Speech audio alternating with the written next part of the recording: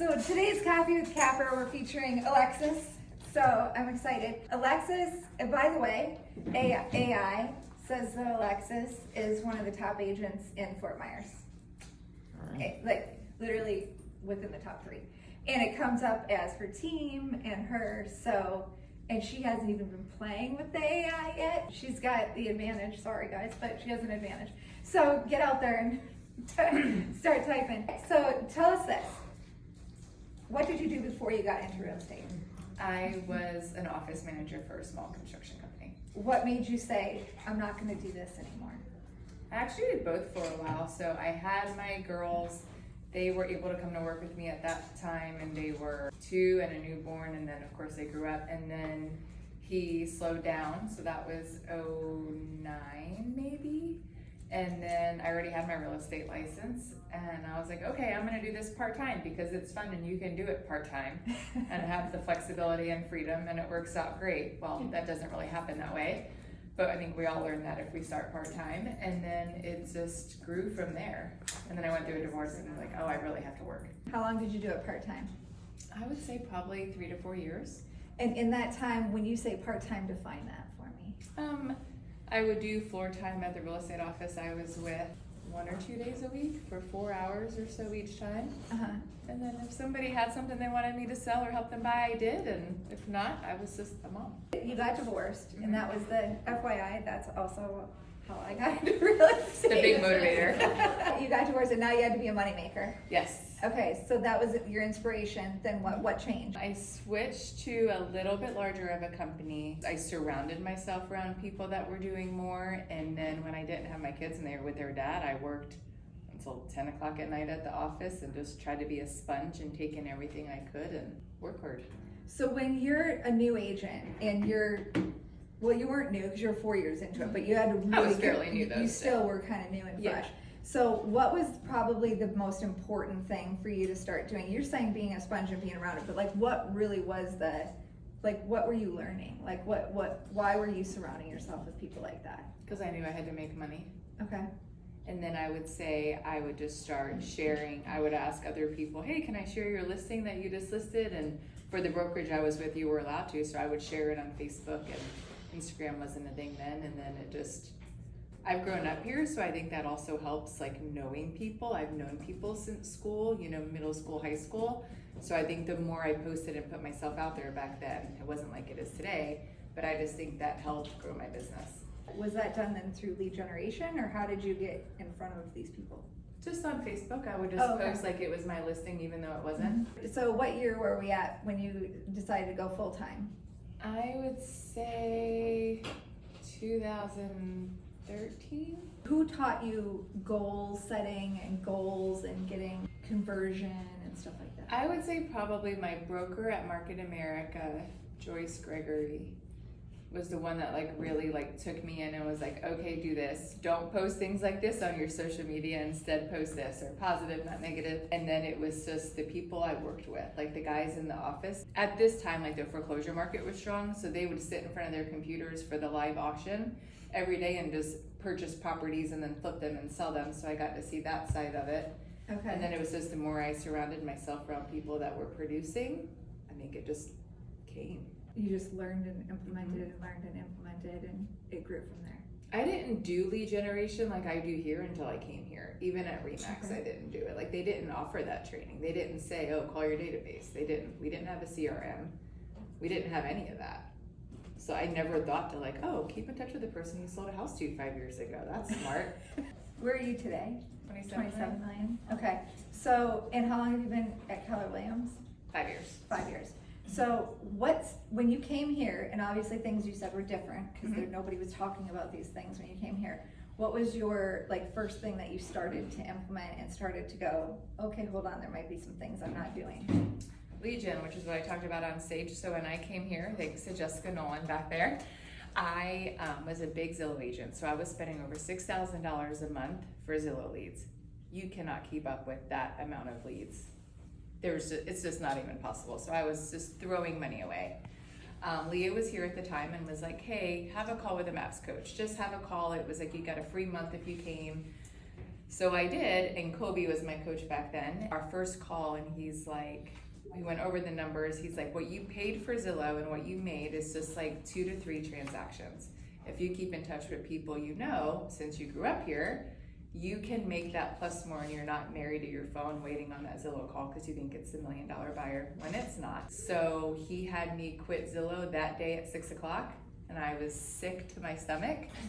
and then I just started, like, I followed the DTD2 schedule because it's the only way I can stay organized. And I just reach out to people, and it was crazy how it turned around. So how quickly did you see the results from that versus trying to turn over Zillow leads? You were within 3 months. Okay.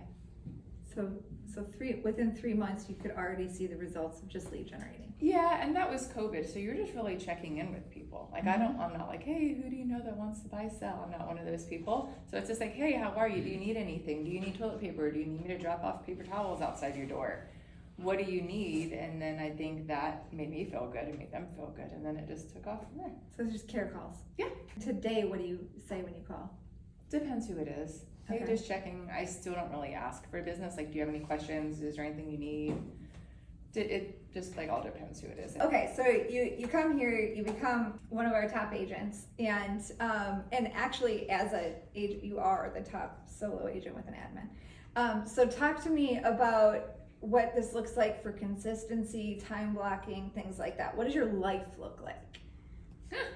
It's a loaded question. I time block every day, and I'm trying really hard to be consistent and stick to my time blocking because I am not good with that. I would say just time block and stick to it when you're going to reach out to people, because I get all over the place and squirrelish. I would say don't do that. Don't do that. So learn from you. Because I was a big Zillow agent, I have a lot of people have no idea who I am. I have no idea who they are. They haven't met, they're in there. They're just a name and information in there. So now I make sure I reach out to all of my Mets first, which is people that know who I am if they hear my name. And then I go to connected. So say if I got a Fast Expert lead now and I connected with them and they're either, hey, we're waiting, or they're listed and expired, I reach out to them next. But I make sure I touch everybody that I know and knows me first that haven't met, so just get like the bi-weekly neighborhood nurture, our newsletter, and a couple other emails.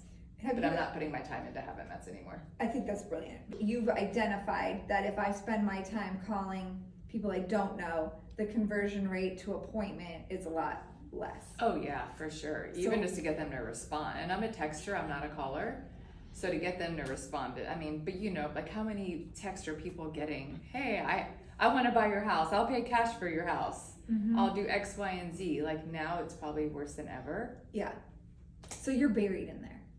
But I will say, still send them like something. Daisy's husband went and met a guy for like a car part or a part for a boat, and he's like, oh, I know Alexis, I get their newsletter every month. I have no idea who this guy is.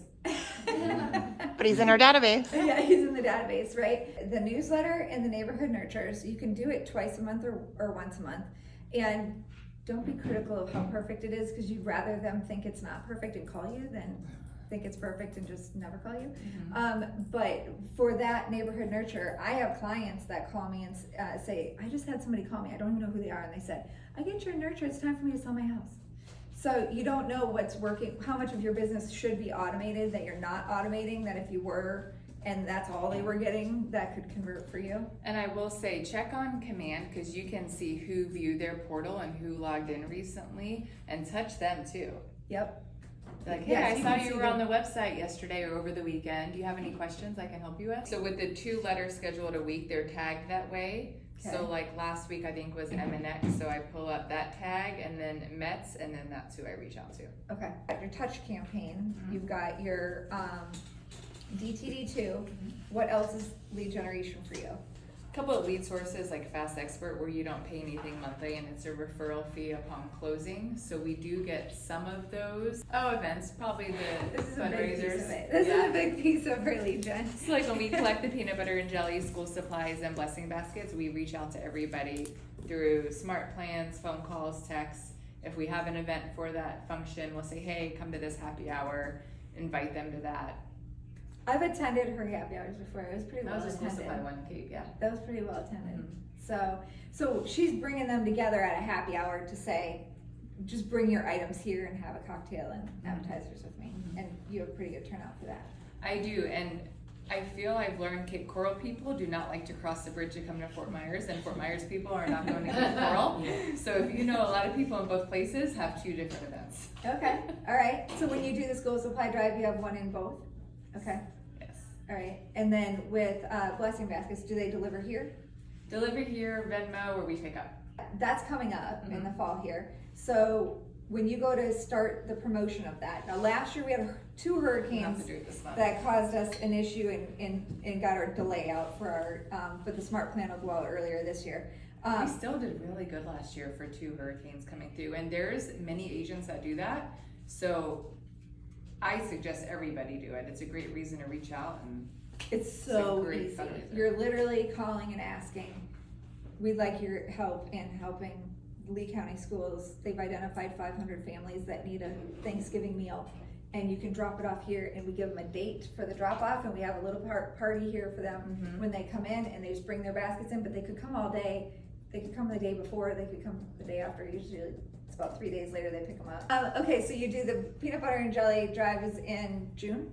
that is April, May. April, May, Because then okay. kids get out of school the end of May, so that way they have them. And then we do school supplies over the summer, and then blessing baskets for Thanksgiving. And that's your 3 main things that you do. Okay, so she's decided her events are all like fundraisers type related. So it makes it easy. You don't have to like create like locations for everything. So you pick a good location. It's good to pick a night of the week that's quiet at a restaurant. Yeah. And say, can I do a happy hour at your restaurant? And it's really a quiet restaurant on a Wednesday or something, because then it brings people in. You help the company. And Blue Point will, or they have in the past, I can't say that they will, but they donated like a gift card. So we do like a basket giveaway or 2 basket giveaways. They come in, they also get a ticket for that, and they've donated a gift card before. So don't be afraid to ask somebody that has a restaurant if you know them, if they're willing to. Yeah. In all recommendations are always local businesses, not chains. Chains always have to go through corporate, so you want to pick local mom and pop places. If you were going to give a piece of advice for maybe 3 production levels, new agent, mid agent, and top agent, what would be your advice that you've learned along the way? I think it would all be the same advice, and just time block lead gen and do it. Time block, lead gen, and do it. I mean, not since I came here. Prior to coming here, yes, but not since I've come here. What was your business like when you didn't lead gen? Up to 9 million.